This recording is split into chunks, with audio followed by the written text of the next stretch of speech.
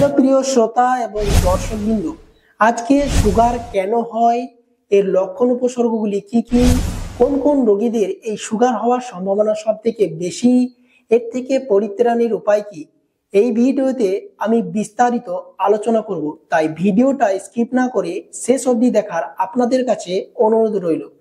প্রথমে বলে রাখি, প্যানক্রিয়াস না, যেটাকে আমাদের অগ্নাশয় বলা হয়ে থাকে, সেখান থেকে ইনসুলিন নামে একটা হরমোন খরিত হয়, যেটি কম পরিমাণে খরিত হলে বা একেবারে খরিত না হলে তখন আমাদের এই ডায়াবেটিস বা সুগার রোগটা হয়।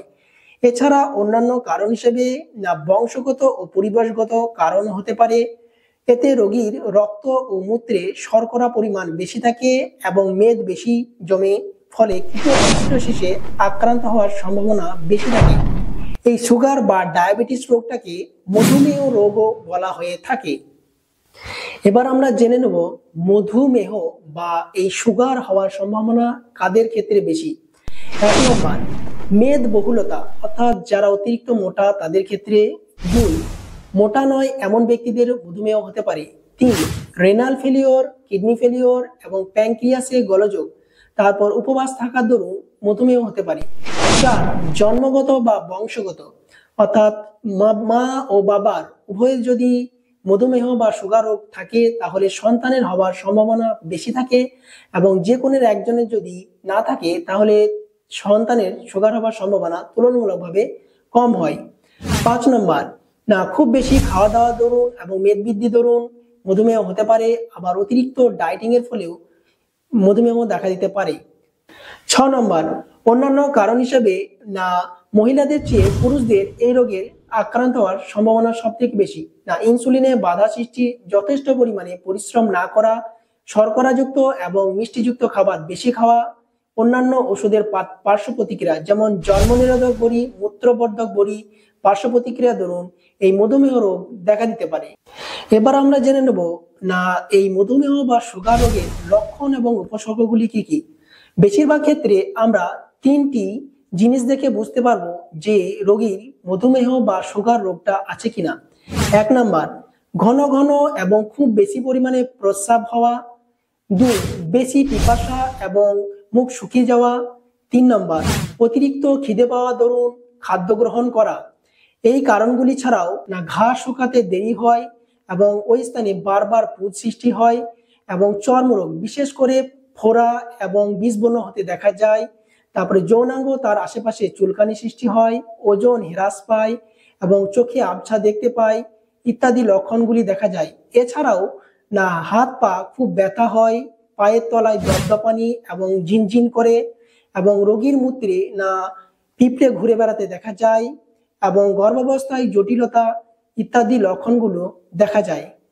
এবার আমরা জেনে নেব না এই মধুমেহ বা সুগার রোগ নির্ণয় কিভাবে করা যায়। না এই মধুমেহ বা সুগার রোগ নির্ণয়ের জন্য ব্লাডের কিছু পরীক্ষা করা হয়। 1 নম্বর হচ্ছে যেমন FBS, 2 হচ্ছে PPBS, 3 হচ্ছে RBS, 4 হচ্ছে HbA1c।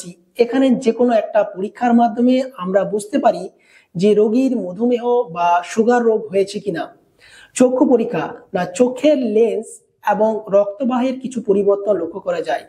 না এই রোগে ভুগতে থাকলে না রেটিনায় স্রাব জমে এবং কি হয় না রাত্রিবেলায় কম দেখতে পায় এবং চোখে আবছা দেখতে পায়, এবং দীর্ঘদিন ধরে যদি এই রোগে ভুগতে থাকে চোখের ছানি পড়ে এবং অন্ধকার দেখতে পায়। এবার আমরা জানবো এই মধুমেহ রোগের চিকিৎসা। 4টি বিষয়ের উপর এই মধুমেহ রোগের চিকিৎসা নির্ভর করে। 1 নম্বর হচ্ছে খাদ্যাভ্যাস, 2 হচ্ছে না ইনসুলিনের প্রয়োগ, 3 হচ্ছে না গ্লুকোজের মাত্রা কমানোর ঔষধ, 4 হচ্ছে না শারীরিক ব্যায়াম। 1 নম্বর, খাদ্যাভ্যাস।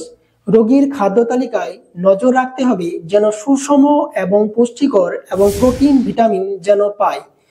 2, না ইনসুলিনের প্রয়োগ, না যখন ওষুধপত্র এগুলি খাওয়ার মাধ্যমে যখন রোগীর না মধুমেহ বা সুগারটা কমে না তখন ইনসুলিনের প্রয়োগ করা হয়। 3, গ্লুকোজের মাত্রা কমানোর জন্য কিছু ওষুধ যেমন বাইগুয়ানাইড, মেটফরমিন, গ্লিমিপ্রাইড এইসব ওষুধগুলো প্রয়োগ করা হয়। 4, এক্সারসাইজ বা ব্যায়ামের মাধ্যমে না ব্যায়াম করলে আমাদের না ইনসুলিনের কার্যক্ষমতা বেড়ে যায়, বেশি ব্যায়াম করলে আবার গ্লুকোজের মাত্রা কমে যায়, ফলে মাথা ঘুরে। তাই ব্যায়াম, খাদ্য এবং ওষুধপত্রে ভারসাম্য বজায় রাখতে হবে। সর্বোপরি বলে রাখি না, রোগীকে আত্মবিশ্বাস দিতে হবে যেন তার কিছু হয়নি, এটা তার মনের মধ্যে বিশ্বাস ঢোকাতে হবে। এখানে ভিডিওটা আমি শেষ করছি। দেখা হবে পরবর্তী কোনো নতুন ভিডিও আপডেট নিয়ে। সুস্থ থাকবেন, ভালো থাকবেন।